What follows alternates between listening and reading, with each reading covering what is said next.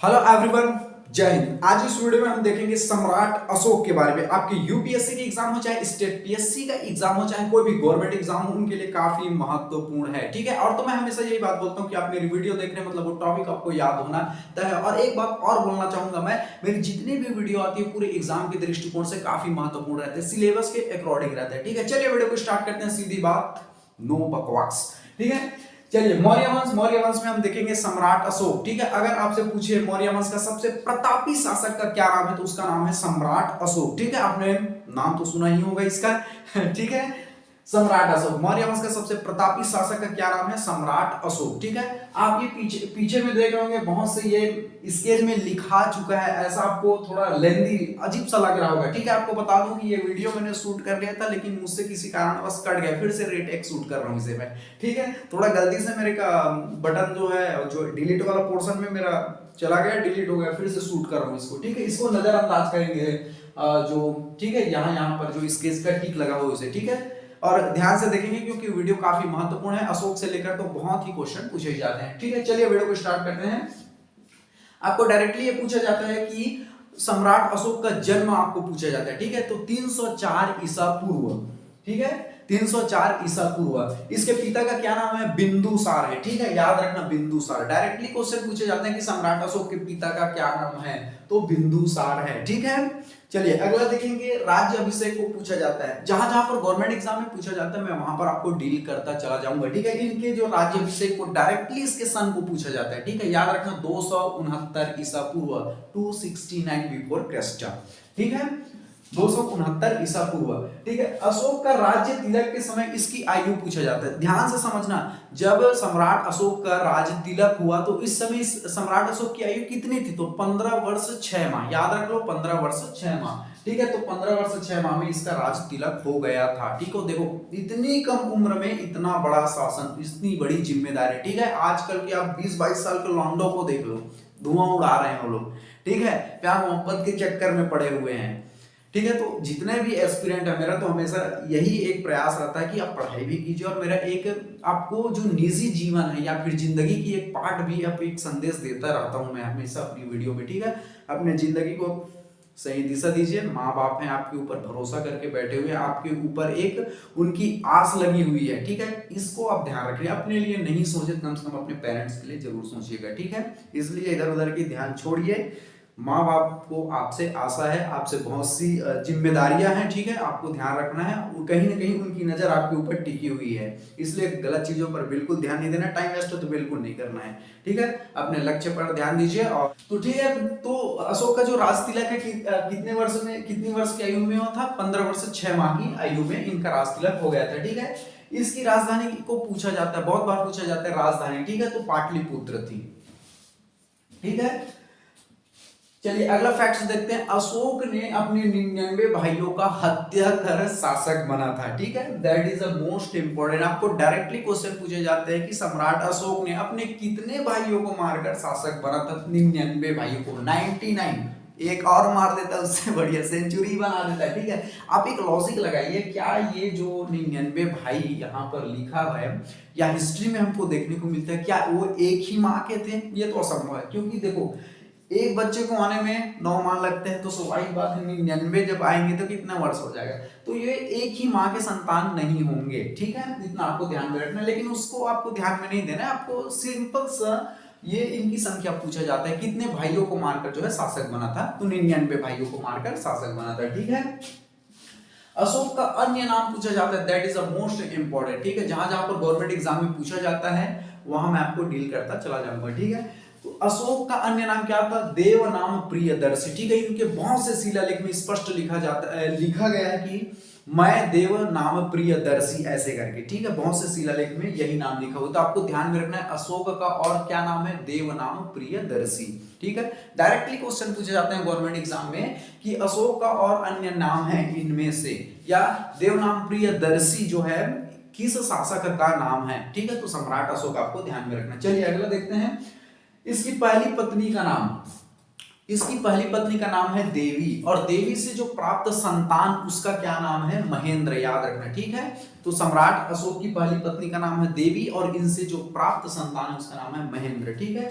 अगला हम देखेंगे, इसकी दूसरी पत्नी का नाम है कारुवाकी। इसकी दूसरी पत्नी का नाम है कारुवाकी, ठीक है, याद रखना। इसकी जो दूसरी पत्नी का क्या नाम है, कारुवाकी है, ठीक है। और जो है अशोक जो है सबसे ज्यादा प्रेम जो है कारुवाकी को ही करता था। डायरेक्टली आपसे क्वेश्चन पूछा जाता है कि उस अशोक जो है सबसे ज्यादा प्रेम किससे करता था, आपको ऑप्शन दे दिया जाएगा, देवी, कारुवाकी, एक्सेट्रा एक्सेट्रा। तो आपको याद रखना है कि अशोक जो है कारुवाकी को सबसे ज्यादा प्रेम करता था, ठीक है। चलिए अगला देखेंगे हम, शासक बनने से पहले अशोक जो है अवंती का प्रांतीय शासक था, याद रखना है, ठीक है।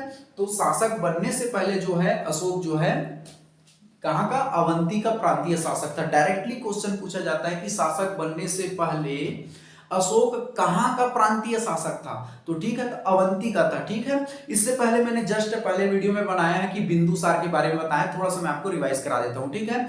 जब मगध का जो शासक बिंदुसार था तो कश्मीर के लोगों ने विद्रोह किया कि हमें स्वतंत्रता चाहिए, ठीक है। तो बिंदुसार ने अपने बड़े बेटे सुसीम को कहां भेजा, कश्मीर भेजा, वहां का विद्रोह दबाने के लिए। लेकिन सुसीम जो है कश्मीर का विद्रोह नहीं दबा पाए, कश्मीर के लोगों ने उसे मार पीट कर भगा दिया।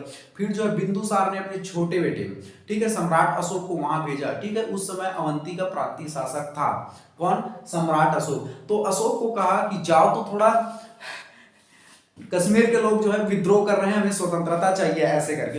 तो जो है सम्राट अशोक वहां गए और जितने भी लोगों ने विद्रोह किया उनका गर्दन को काट दिया तलवार से, ठीक है। और वहां का ना तो विद्रोह रहा ना तो लोग रहा वहां पर, ठीक है, ना रहेगा बांस और ना बजेगी बांसुरी, ठीक है। तो सम्राट अशोक सबसे प्रतापी शासकों में से एक था, ठीक है। तो आपको ध्यान में रखना, डायरेक्टली आपसे क्वेश्चन पूछा जाता है कि शासक बनने से पहले जो सम्राट अशोक जो है कहां का प्रांतीय शासक था, अवंती का प्रांतीय शासक था, ठीक है। चलिए अगला फैक्ट देखेंगे, राज्य अभिषेक के 8वें वर्ष में, ठीक है, that is the most important question, आपको ध्यान रखना। डायरेक्टली क्वेश्चन पूछे जाते हैं, मैं बार बार बोलता हूं कि कहां पर गवर्नमेंट एग्जाम में जिस तरह से पूछते हैं मैं वहां पर आपको डील करता चले जाऊंगा। डायरेक्टली ऐसे क्वेश्चन पूछे जाते हैं कि राज्य अभिषेक के कितने वर्षों के बाद जो है कलिंग युद्ध हुआ। तो याद रखना कि राज्याभिषेक कब हुआ था, अब मैंने यहां पर बताया आपको, ठीक है, 269 ईसा पूर्व। तो 8वें वर्ष अगर बिफोर क्रिस्ट पीछे चलता है आपको बता दूं, ठीक है, 269 में 8 घटा दीजिए तो 261 ईसा पूर्व में क्या हुआ, कलिंग युद्ध हुआ। यहां पर मैंने लिख दिया, बिफोर क्रिस्ट पहले चलता है, ठीक है, ध्यान रखना, कंफ्यूजन मत होना, ईसा पूर्व, ठीक है, पूर्व, इतना आपको ध्यान रखना है। तो राज्याभिषेक 269 ईसा पूर्व में हुआ और जो है राज्याभिषेक के 8वें वर्ष यानी पीछे चलता है, ठीक है, बिफोर क्रिस्ट आपको ध्यान में रखना, ईसा पूर्व। तो 261 ईसा पूर्व में क्या हुआ, कलिंग युद्ध हुआ। तो आपको क्वेश्चन किस तरह से पूछा जाता है, राज्याभिषेक के कितने वर्षों में कलिंग युद्ध हुआ, 8वें वर्ष में हुआ। आपको कभी कभी इस सन को भी पूछा जाता है, कलिंग जो युद्ध हुआ इनमें से है, इनमें से वर्ष है 261 ईसा पूर्व, आपको याद रख लेना है, ठीक। कलिंग युद्ध के बारे में हम थोड़ा सा चर्चा कर देते हैं। कलिंग युद्ध इतना भयानक युद्ध में से एक था, सम्राट अशोक के सामने जो भी आता उनका गर्दन ही उड़ा देता था, ठीक है, इतना प्रतापी शासक में से एक था। कलिंग युद्ध में कम से कम 1 लाख लोग मारे गए थे और 1.5 लाख जो है बंदी बनाया गया था, ठीक है। और इस 1 लाख में इतने छोटे छोटे बच्चों को बेरहमी से मार दिया गया था, उनका गर्दन काट दिया गया था, किसी के 2 टुकड़े कर दिए गए थे, मासूम महिलाओं को मार दिया गया था, बूढ़े लोगों को कत्ल कर दिया गया था इसी युद्ध को, ठीक है। इसी युद्ध से जो है सम्राट अशोक का हृदय परिवर्तन हो गया, ठीक है। उनके मन में इतनी अपने आप से इतनी घृणा हो गई उनको कि मासूम बच्चों का जो है लाश देखकर, उनके कटे हुए सिर देखकर, उनके टुकड़े देखकर, मासूम महिलाओं के, लाचार महिलाओं के 2 टुकड़े देखकर उनका जो है हृदय परिवर्तन हो गया। वो अपने आप से एक घृणा करने लगे कि हम जो है एक क्षेत्र के लिए, एक साम्राज्य और बढ़ाने के लिए इतने मासूम लोगों को मार रहे हैं, ये हमसे बड़ा कोई पापी आदमी हो ही नहीं सकता, ठीक है। इन सभी चीजों को देखकर, मासूम महिला बच्चों को देखकर, कटे मरे देखकर जो है सम्राट अशोक का हृदय परिवर्तन हो गया और वहीं से उन्होंने अपने जो है हथियार को त्याग दिए, ठीक है। तो आपको डायरेक्टली क्वेश्चन पूछा जाता है बेटा, ठीक है, कि किस युद्ध के बाद जो है सम्राट अशोक का हृदय परिवर्तन हो गया। तो कलिंग युद्ध के बाद जो है सम्राट अशोक का हृदय परिवर्तन हो गया, 261 ईसा पूर्व में कलिंग युद्ध हुआ था, ठीक है। अपने भतीजा निग्रोध से प्रभावित होकर बौद्ध धर्म ग्रहण किया, ठीक है। आपको ध्यान में रखना, देखो कलिंग युद्ध में क्या हुआ था, लाखों अनगिनत लोगों को क्या है काट दिया गया था, बेरहम बच्चों को, मासूम बच्चों को, 5 साल के, 10 साल के बच्चों को, महिलाओं को, गर्भवती महिलाओं को, बूढ़े को, किसी को नहीं छोड़ा गया था। तो जो है सम्राट अशोक अपने आप में एक चिंतित रहता था, अपने आप में सम्राट अशोक चिंतित रहता, ठीक है। तो वो अपने भतीजा को देखता था, वो एकदम बिल्कुल शांत रहता था, ठीक है, अपने आप में खुश रहता था, किसी से कोई मतलब नहीं। तो सम्राट अशोक अपने भतीजा से पूछा कि ऐसा क्या खास बात है, ऐसा क्या रीजन है आपके पास जो आप इतने शांत रहते हो, अपने भतीजा से पूछा। तो फिर जो है उन्होंने बताया बौद्ध धर्म के बारे में, ठीक है, बौद्ध धर्म के बारे में सम्राट अशोक को बताया। तो आपको ध्यान में रखना, डायरेक्टली पूछा जाता है कि अपने भतीजा निग्रोध, उनके भतीजा का क्या नाम है, निग्रोध से प्रभावित होकर सम्राट अशोक ने बौद्ध धर्म को है ग्रहण किया था, ठीक है। सम्राट अशोक ने देखा कि अरे मेरा भतीजा इतना शांत रहता है, इतना खुश रहता है, क्या बात है, ऐसा क्या रीजन है, ऐसा क्या है इसके पास, ठीक है, ऐसी कौन सी शक्ति है इसके पास जो इतना बिल्कुल शांत रहता है, अपने आप में मगन रहता है, जीवन को अच्छे से जीता है। तो ठीक है, तो फिर इसके जो भतीजा निग्रोध ने बताया बौद्ध धर्म के बारे में, मैं बौद्ध धर्म को अपनाता हूं जिससे मेरी जो जीवन है काफी सुखी है, एक सही मार्ग में, इसमें अष्टांगिक जो मार्ग है, जो सील है, उनको मैं फॉलो करता हूँ, इसलिए मेरा जीवन जो है काफी अच्छा है, ठीक है। तो अपने भतीजे से प्रभावित होकर, किससे, निग्रोध से प्रभावित होकर जो है सम्राट अशोक ने बौद्ध धर्म को ग्रहण किया था, ठीक है। फिर बाद में अपने पुत्र, इसके पुत्र का क्या नाम है, महेंद्र, और पुत्री का क्या नाम है, संघमित्रा। डायरेक्टली क्वेश्चन पूछे जाते हैं, ठीक है। अपने पुत्र महेंद्र और पुत्री संघमित्रा को कहां भेजा था, बौद्ध धर्म के प्रचार प्रसार के लिए श्रीलंका भेजा था, ठीक है। डायरेक्टली क्वेश्चन पूछे जाते हैं कि सम्राट अशोक ने अपने पुत्र जो है महेंद्र और पुत्री संघमित्रा को बौद्ध धर्म के प्रचार प्रसार के लिए कहां भेजा था। तो ठीक है, आपको याद रखना है, श्रीलंका भेजा था। चलिए अगले फैक्ट्स देखते हैं, अशोक के 14 बृहद शिलालेख, ठीक है।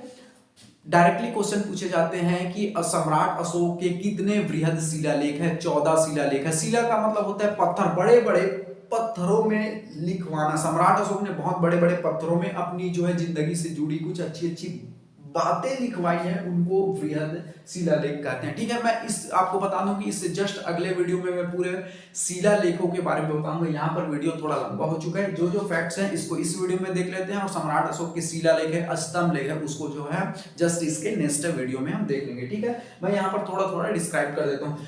शिलालेख का मतलब क्या होता है कि पत्थरों पर लिखे जाते हैं, ठीक है। आप देखते हैं जंगलों में आप जब कभी घूमने के लिए जाते हैं तो वहां पर देखेंगे बड़े बड़े पत्थर रहते हैं, बड़े बड़े साइज के पत्थर रहते हैं, ठीक है। तो उस समय पर देखो क्या था कि कोई तो फेसबुक नहीं था, कोई तो इंस्टाग्राम नहीं था, ना तो कोई यूट्यूब था, ना तो कोई ट्विटर पेज था, ना तो कोई पीडीएफ बनाने का फाइल था जिसमें अपनी बातों को लिख सके। तो वहां पर उस टाइप पर क्या थे, पत्थरों से लिखे जाते थे, ठीक है। अपनी जो बातें थी सम्राट अशोक ने जो जो काम किए हैं, जो जो अच्छी बातें थी, जो जो उपदेश, उनको पत्थरों पर लिखवा कर रखे। आज भी देखना बहुत से जगहों पर उसे सुरक्षित करके रखा गया है, बहुत से लोग वहां पर घूमने के लिए जाते हैं सम्राट अशोक के शिलालेख को देखने के लिए, ठीक है। तो इसमें बहुत से शिलालेख में स्पष्ट लिखा गया है कि मैं सम्राट अशोक, या मैं मगध का सम्राट, मैं देव नाम प्रियदर्शी, उनके शिलालेख में स्पष्ट लिखा गया है, ठीक है। बहुत से शिलालेख में उन्होंने पशु चिकित्सा के बारे में लिखा है, उन्होंने अपने कलिंग युद्ध के बारे में भी बहुत से 13वां शिलालेख में स्पष्ट जानकारी दी है उसके, ठीक है।